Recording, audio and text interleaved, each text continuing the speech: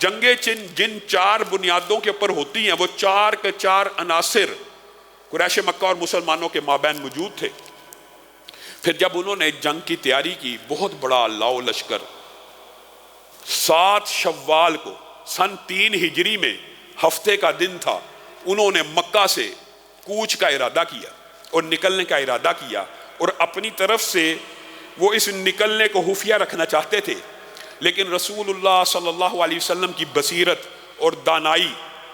ان کا کیا مقابلہ کہ وحی کے تابع ہے۔ رسول اللہ صلی اللہ علیہ وسلم نے چچا عباس کو مکہ میں چھوڑا ہوا تھا، اور مکہ کے مسلمان ان کو اپنے لیے ایک جگہ اور یعنی امن کی جگہ اور ایک پرسہ دینے والا اور ایک شکایت لگانے والا، اور جب ان کے اوپر ظلم ہوتا داد رسی کرنے والا شخص سمجھا کرتے تھے۔ تو چچا عباس نے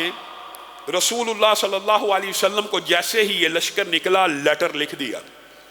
اور ایک ہرکارے کو کہا تیزی سے رسول اللہ صلی اللہ علیہ وسلم کو اس لشکر کی ساری جزیات بتا دیجئے۔ وہ ہرکارہ آیا، اچھا یہ بھی بات سمجھنے کی ضرورت ہے، رسول اللہ صلی اللہ علیہ وسلم نے لشکر کو روانگی سے لے کر مدینہ کے قریب پہنچنے تک اپنے چند ساتھیوں کے علاوہ کسی کو اطلاع نہیں ہونے دی۔ یہ بھی رسول اللہ صلی اللہ علیہ وسلم کی حکمت تھی کہ لوگ گھبرا نہ جائیں، میرے ساتھی پریشان نہ ہو جائیں۔ رسول اللہ کو لیٹر مل گیا 3 دن کے اندر اندر، لشکر کچھ دن بعد پہنچا۔ رسول اللہ صلی اللہ علیہ وسلم نے اس خط کا بغور مطالعہ کیا تو اس کے اندر یہ ڈیٹیل موجود تھی کہ 3000 کا لشکر ہے، 3000 افراد کے اوپر مشتمل ہے۔ اس کے اندر 700 زرہ بند سپاہی ہیں اور 200 گھڑ سوار ہیں ماہر، 200 گھڑ سوار ہیں، 700 زرہ بند ہیں، لشکر کی کل تعداد 3000 ہے۔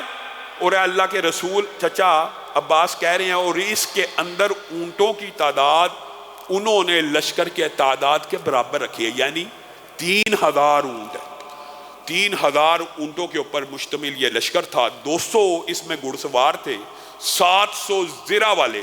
رسول اللہ صلی اللہ علیہ وسلم نے بالکل اطمینان کے ساتھ اور بے چینی کو ظاہر کیے بغیر ان ساری معلومات کو اپنے پاس راز رکھ لیا، کسی سے شیئر نہ کی سوائے اپنے چند قریبی دوستوں سے، اور انہی میں سے جناب حباب کو بھیجا کہ مجھے یہ اطلاع ملی ہے عباس کے ذریعے، یہ جا تصدیق کر کے آ۔ انس اور مؤنس کو بھیجا فضالہ کے بیٹے کو،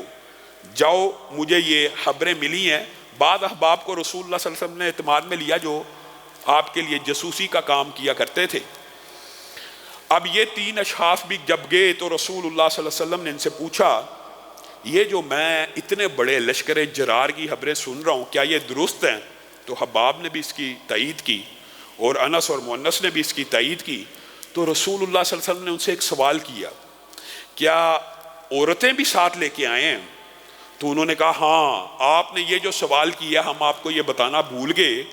کہ یہ سپاہیوں کے علاوہ، ان 3000 کے علاوہ عورتیں بھی شامل ہیں۔ تو رسول اللہ صلی اللہ علیہ وسلم نے اس چیز سے یہ بات اخذ کی خود کہ یہ لشکر اس نیت سے آیا ہے کہ یہ فیصلہ کن جنگ ہو، کیونکہ عورتوں کو وہ ساتھ لے کے آتا ہے کہ جو یہ ارادہ کرے کہ میں نے اب یا مر کے جانا ہے یا میری عورت اگلے کی لونڈی اور کنیز بن جائے گی۔ گویا یہ پوری تیاری سے آئے ہیں اور پورے جوش اور ولولے سے آئے ہیں۔ تو رسول اللہ صلی اللہ علیہ وسلم نے ایسے موقع پہ جب تصدیق ہوگی، جب تک تصدیق نہیں تھی ہوئی کسی کو خبر نہ ہونے دی، جب تصدیق ہو گئی تو سب سے پہلے انصار کے سردار سعد بن ربیع کو بلا لیا اور آپ کو کہا یہ مجھے معلومات ملی ہیں، یہ ساری کی ساری معلومات آپ نے ابھی بھی راز میں رکھنی ہے، حالانکہ معلومات کنفرم ہو چکی تھی، ابھی بھی آپ نے راز میں رکھنی ہے۔ اب جب رسول اللہ صلی اللہ علیہ وسلم ان کو یہ باتیں کہہ رہے تھے، سعد کو جب آپ نے یہ کہہ دیا،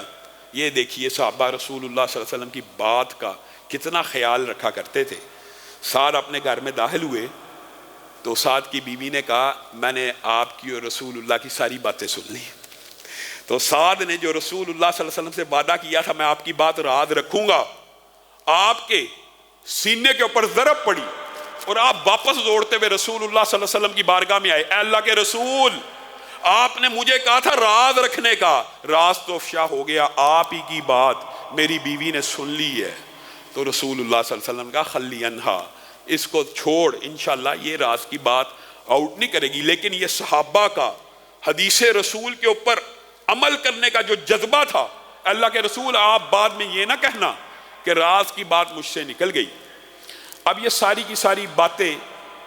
انصار کے سردار کو بتانے کا مقصد یہ تھا کہ انصاریوں کے جو جرنیل ہیں بڑے بڑے، ان کو اعتماد میں لے لیا جائے۔ اتنی دیر میں رسول اللہ صلی اللہ علیہ وسلم نے اپنے کبار صحابہ کو بھی اعتماد میں لیا اور ان صحابہ سے مشورہ کرنا شروع کر دیا کہ مجھے مشورہ دو کہ ہم مدینہ میں رہ کر اس لشکر کا مقابلہ کریں کہ مدینہ سے باہر جا کے اس لشکر کا مقابلہ کریں۔ تو بنیادی طور پر یہ ایک ٹرننگ پوائنٹ تھا۔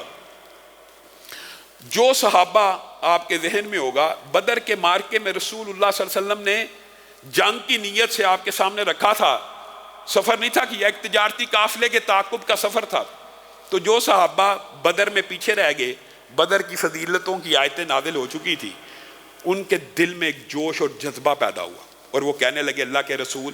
بدر میں تو ہمیں موقع نہ مل سکا، اب آپ ہمیں لے کے چلیے، اب ہم اپنی جانیں آپ کے اوپر نچھاور کر دیں گے، جو آپ کہیں گے ہم لڑیں گے۔ رسول اللہ صلی اللہ علیہ وسلم نے اپنے صحابہ کے جذبات کو، نوجوانوں کے ولولے اور جوش کو دیکھا، آپ خوش ہوئے، لیکن کہنے لگے میرا مشورہ یہ ہے کہ جو شہر ہوتا ہے وہ ایک قلعہ بند فصیل کی طرح ہوتا ہے، ایک ڈھال کی طرح ہوتا ہے۔ جب وہ ادھر آئیں گے تو زیادہ دیر تک محاصرہ نہیں کر سکیں گے، ہمارے پاس اندر کھانے پینے کا سامان ہوگا، ہم پتھروں سے، مفہوم یہ ہے کہ بڑی آسانی سے ان کا مقابلہ اندر رہ کے کر سکیں گے۔ لیکن صحابہ کے مسلسل اصرار کی وجہ سے، اور رسول اللہ صلی اللہ علیہ وسلم جب مشاورت کیا کرتے تھے، آپ کا یہ انداز ہوا کرتا تھا کہ آپ لوگوں سے رائے لے لیا کرتے تھے اور صحابہ کو رسول اللہ کے انداز کا فرق بھی پتہ ہوتا تھا کہ یہ رسول اللہ مشاورت کر رہے ہیں یا اپنا حکم سنا رہے ہیں۔ صحابہ کے علم میں تھا یہ ابھی مشاورت ہو رہی ہے، لیکن بعض صحابہ کو یہ خیال پیدا ہو گیا کہ کہیں ہم نے جسارت تو نہیں کر دی، رسول اللہ تو مدینہ میں رہ کے جنگ کرنا چاہتے تھے اور ہم نے رسول اللہ کو اصرار کر کے مشورہ دے کے مدینہ سے نکلنے کا حکم دے دیا۔ تو صحابہ میں غم کی لہر دوڑ گئی کہ ہم نے رسول اللہ کے مشورے کے اوپر مشورہ پیش کر دیا۔ حضرت حمزہ کو بھیجا، اے اللہ کے رسول، جو آپ کہیں، اگر آپ کا حکم ہے ہم وہ ماننے کے لیے تیار ہیں۔ لیکن اس دوران رسول اللہ صلی اللہ علیہ وسلم جنگ کا لباس پہن چکے تھے، جنگ کا لباس پہن چکے تھے۔ رسول اللہ صلی اللہ علیہ وسلم کے بعد جب حمزہ آئے اور آ کے صحابہ کی ندامت کا تذکرہ کیا تو رسول اللہ صلی اللہ علیہ وسلم مسکرانا شروع ہو گئے۔ انہوں نے کہا انہ لیس لنبی اذا لبس لامتہ ان یضعہ حتی یقاتل، کسی نبی کو یہ زیب نہیں دیتا کہ وہ جنگی اسلحہ اپنے بدن پہ سجا لے تو جنگ کیے بغیر واپس لوٹ جائے۔ اب میں نکلوں گا، وشاورہم فی الامر فَإِذَا عَزَمْتَ فَتَوَكَّلْ عَلَى اللَّهِ۔ رسول اللہ صلی اللہ علیہ وسلم کے بارے میں اللہ رب العزت نے یہ اتنی بڑی خصوصیت رسول اللہ کی بیان کی ہے، وَلَوْ كُنْتَ فَظًّا غَلِيظَ الْقَلْبِ لَانفَضُّوا مِنْ حَوْلِكَ۔ آپ اپنے ساتھیوں سے مشورہ کرنے والے ہیں، آپ ان کے لیے مغفرت کی دعائیں کرنے والے ہیں، آپ ان کے لیے معافیاں مانگنے والے ہیں، اور اگر آپ نرم دل نہ ہوتے اور اگر پیار کرنے والے نہ ہوتے تو آپ کے ارد گرد یہ ہزاروں شمع رسالت کے پروانوں کا ہجوم جمع نہ ہوتا۔ آپ کی نرم مزاجی، آپ کے اخلاق کی وجہ سے یہ پروانے آپ کے ارد گرد جمع ہیں۔ تو رسول اللہ صلی اللہ علیہ وسلم نے، اگرچہ آپ کی خواہش یہی تھی لیکن تقدیر کا غالب آنا تھا، آپ نے بھی صحابہ کو پھر اس پریشانی سے اور وہ جو ندامت سے اس سے نکال دیا کہ اب کوئی بات نہیں، اب ہم نے فیصلہ کر لیا اور یہی مسلمانوں کا بھی طرز عمل ہونا چاہیے۔ آپ مشاورت کر لیں، اچھی طرح سوچ سمجھ لیں، بھائیوں نے مشاورت کی، باپ بیٹے نے کی، چچا بھتیجے نے کی، اللہ کے لیے۔ یہ بھی ہمارے معاشرے میں المیہ ہے، یہ بات آتی ہے ضمنی طور پہ سیرت کے اندر۔ رسول اللہ صلی اللہ علیہ وسلم نے ساری زندگی احد کی شکست کے بعد بھی ان صحابہ کو تانا نہیں دیا کہ تمہاری وجہ سے میں باہر نکلا تھا۔ جب مشورہ ہو گیا، اس کے بعد جو فیصلہ ہو گیا وہ کلیکٹیو وزڈم ہے، وہ کلیکٹیو ڈیسیژن ہے، پھر بعد میں کہنا تیرے مشورے دی وجہ تو بیڑا گرک ہو گیا، تو کیا سی فلاں جگہ انویسٹمنٹ کر، تو کیا سی یہ کر، یہ کام درست نہیں ہے۔ اور جب انسان توکل کر لیتا ہے تو اللہ تعالیٰ، یہ بھی بعض محدثین نے بڑی تفصیل سے لکھا ہے کہ کئی مرتبہ اللہ پہ توکل کرنا اتنی بڑی نعمت بن جاتا ہے کہ غلط مشورے کے اندر اللہ تعالیٰ برکت ڈال دیتا ہے کہ اللہ پہ توکل کر لیا، مشورے کی سنت پوری کر لی، پھر اللہ پہ توکل کر لیا تو بات ختم، پھر یو ٹرن اور پھر ایک دوسرے کو لعنت ملامت کرنا، یہ سنت سے ثابت نہیں ہے۔ تو رسول اللہ صلی اللہ علیہ وسلم جب نکلے، آپ نے نکلنے کے لیے بھی بہت عمدہ وقت کا انتخاب کیا۔ رسول اللہ صلی اللہ علیہ وسلم کو جب اطلاع ملی کہ اب کفار کا لشکر اس ٹائم گہری نیند میں سو چکا ہے، رسول اللہ صلی اللہ علیہ وسلم نے اس سے پہلے اپنے سارے لشکریوں کو یہ حکم دے دیا تھا کہ تیار رہو، کسی وقت بھی ہم کوچ کریں گے۔ لیکن رسول اللہ صلی اللہ علیہ وسلم نے ٹائم نہیں تھا بتایا کہ اگر ان کا کوئی جاسوس ہو ادھر علاقے میں پھرتا ہو تو اس کو خبر نہ ہو۔ خود رسول اللہ صلی اللہ علیہ وسلم نے اپنے صحابہ سے بھی نکلنے کا وقت پوشیدہ رکھا۔ پھر اچانک رات جب گہری ہو گئی تو رسول اللہ صلی اللہ علیہ وسلم نے اپنے صحابہ کو کہا اب نکلو، اب اٹھو، دشمن گہری نیند سو چکا ہوگا اور ہم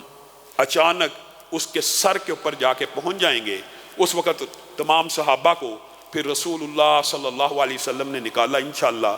آئندہ آنے والے خطبے میں یہیں سے احد کے جو تفصیلات ہیں اور جو رستے کے واقعات ہیں آپ کے سامنے رکھیں گے۔ اللہ رب العزت جو کہا گیا، جو سنا گیا، اس کو سمجھنے کی توفیق عنایت فرمائے۔